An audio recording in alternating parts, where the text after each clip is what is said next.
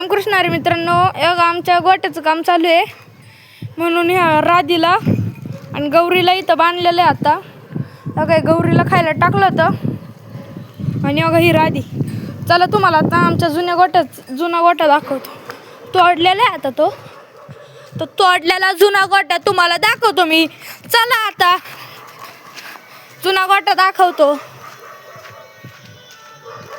हे बघा आता पोचलेलो आहे आम्ही. मी जुन्या गोठ्यापाशी तोडलाय जुना गोठा एकदम.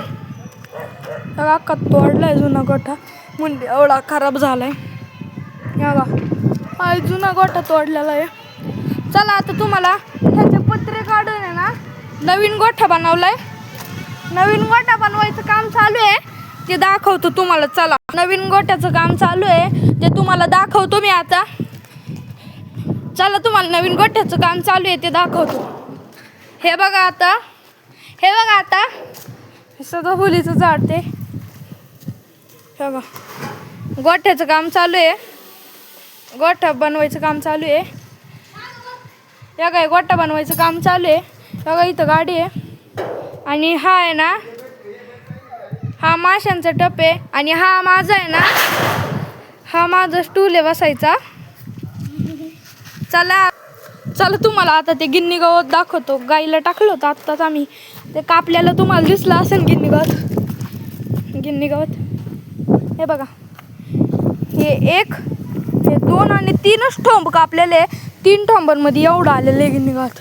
म्हणजे बघा किती गवत आहे. वांग्यांना पण लय वांगे यायला लागले. तर त्या दिवशी आम्ही वांग्याच भाजी त्याच झाडाचे वांगे गेले ते. आता चला तुम्हाला तिकडं जाऊ आपण आता.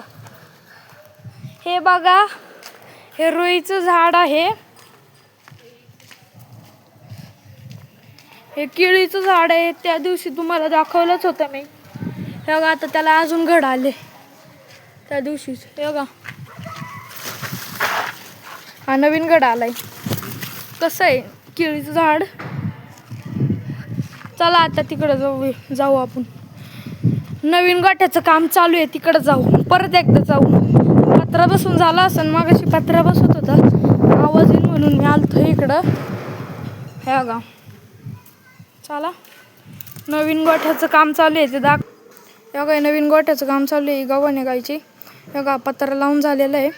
चला आता आपण गायन हे बघा अजून एक सदाफुलीचं झाड आहे आणि बघा एकदम छान असं निळकंठाचं वेल आहे आणि आंब्याचं झाड आलंय.